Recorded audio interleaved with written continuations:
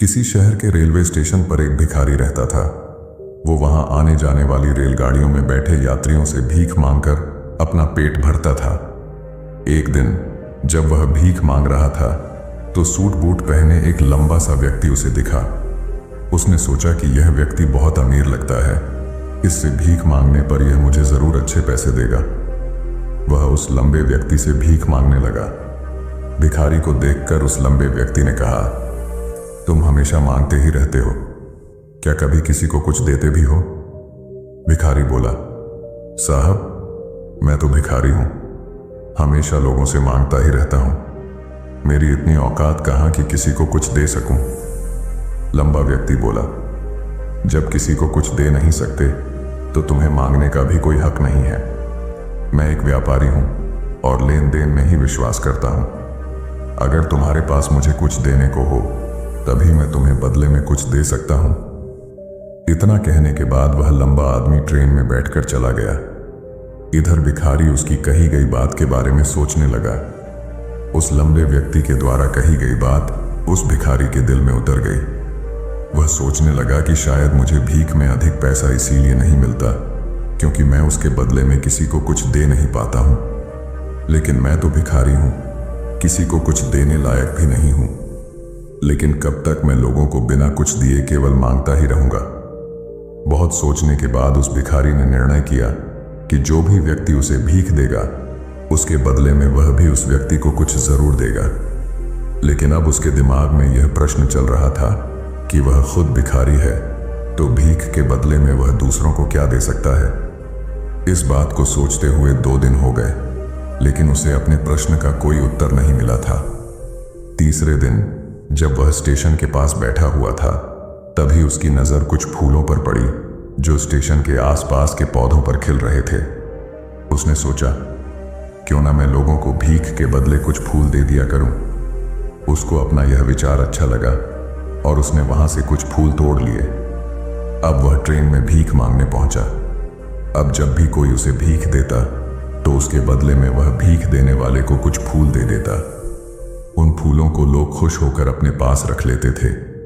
अब भिखारी रोज फूल तोड़ता और भीख के बदले में उन फूलों को लोगों में बांट देता था।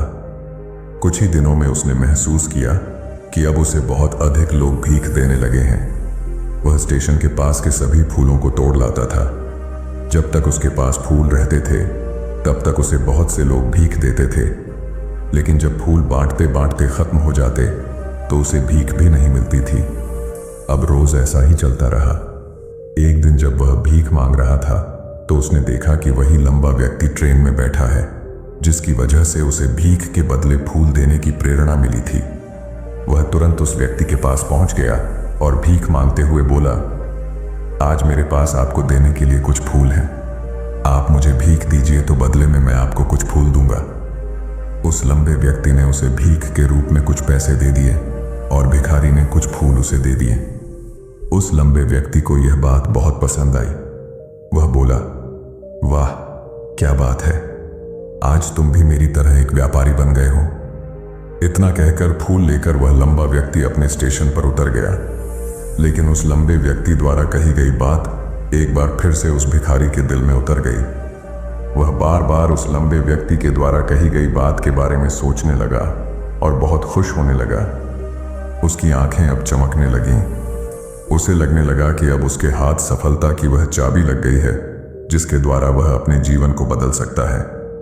वह तुरंत ट्रेन से नीचे उतरा और उत्साहित होकर बहुत तेज आवाज में ऊपर आसमान की तरफ देखकर बोला, मैं भिखारी नहीं हूं, मैं तो एक व्यापारी हूं, मैं भी अमीर बन सकता हूं। लोगों ने उसे देखा तो सोचा कि शायद यह भिखारी पागल हो गया है और अगले दिन से वह भिखारी उस स्टेशन पर फिर कभी नहीं दिखा।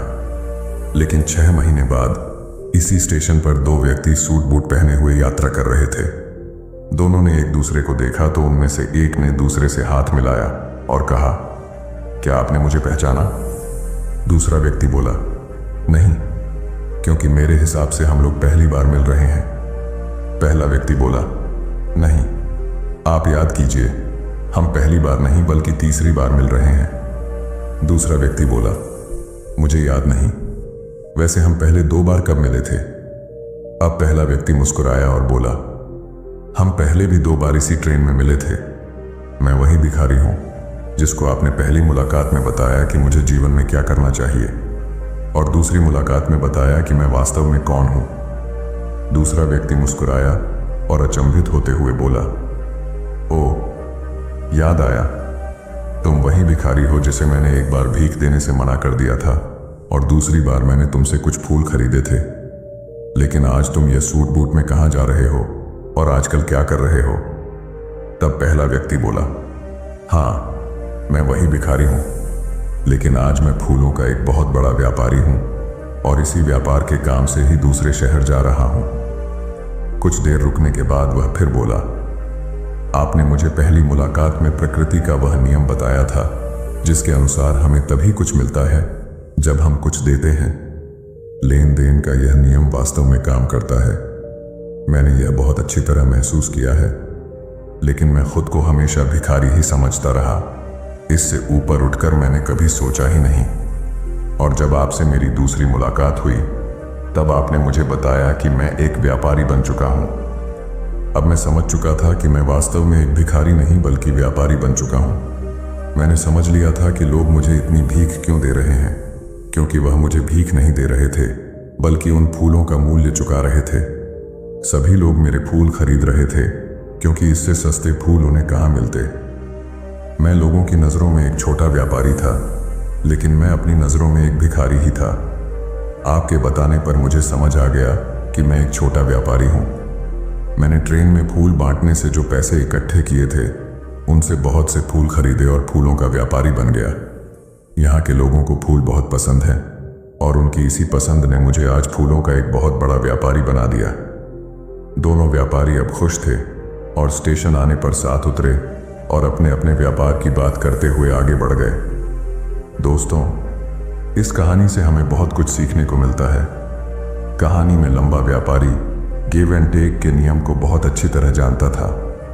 दुनिया के सभी बड़े व्यापारी इसी जीवन के नियम का उपयोग करके सफल हुए हैं। इस फॉर्मूले को उसने भिखारी को भी बताया। भिखारी ने इस प्राकृतिक नियम को अपना लिया और इसका असर उसके जीवन में साफ दिखाई देने लगा। उसने अपनी सोच बदली और उसकी जिंदगी बदल गई। यह कहानी हमें बताती है कि हम यदि अपनी सोच बदल लें तो कुछ भी हासिल किया जा सकता है।